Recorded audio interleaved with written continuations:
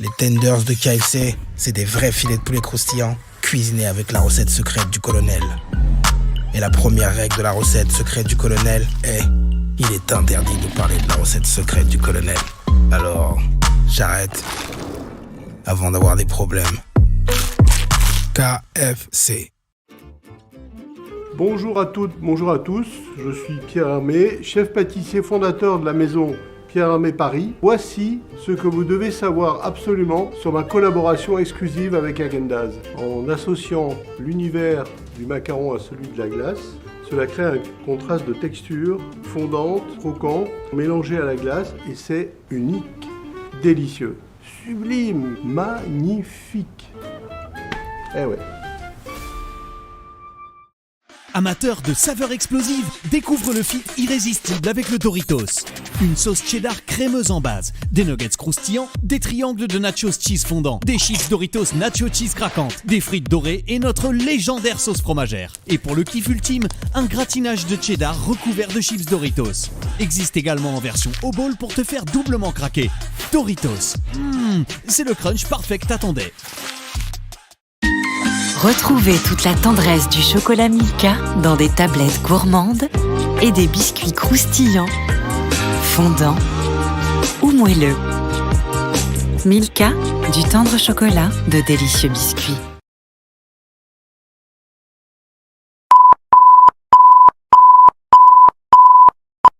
Ceci est un message d'alerte d'urgence émis à la demande du gouvernement de la République française, du ministère de l'Intérieur et de l'Agence nationale de santé publique.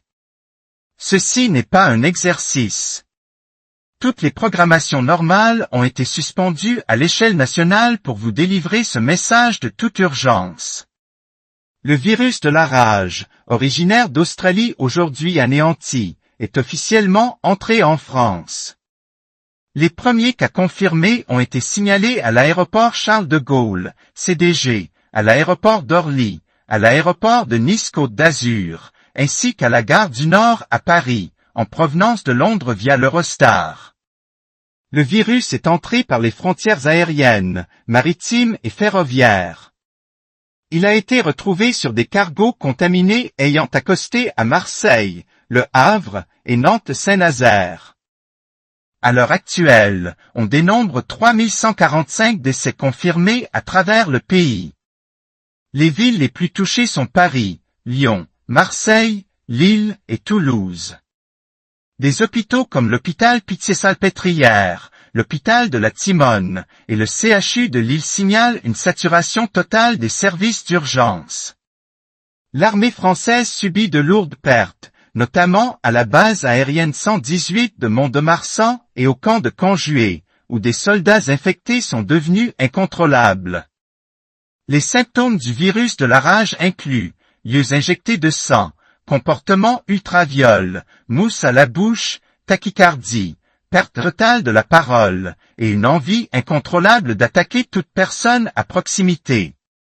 L'infection survient dans les 15 à 20 secondes suivant un contact avec du sang ou de la salive infectée. Tous les citoyens et visiteurs étrangers sont invités à se confiner immédiatement, barricader portes et fenêtres, et éviter tout contact avec des personnes présentant des comportements étranges. N'essayez pas d'évacuer sauf en cas d'ordre direct des autorités militaires. En cas d'infection dans votre entourage, isolez immédiatement la personne et contactez les services d'urgence. Tous les aéroports, ports maritimes, écoles, entreprises non essentielles, centres commerciaux et parcs publics sont désormais fermés. Un couvre-feu est en vigueur. Les forces de l'ordre et les militaires se battent pour maintenir un semblant de sécurité. Attention, la plupart des pays européens sont à l'arrêt total. L'Italie, la Belgique, l'Allemagne et l'Espagne ont signalé des pertes nationales. Il est fort probable que la France tombe à son tour.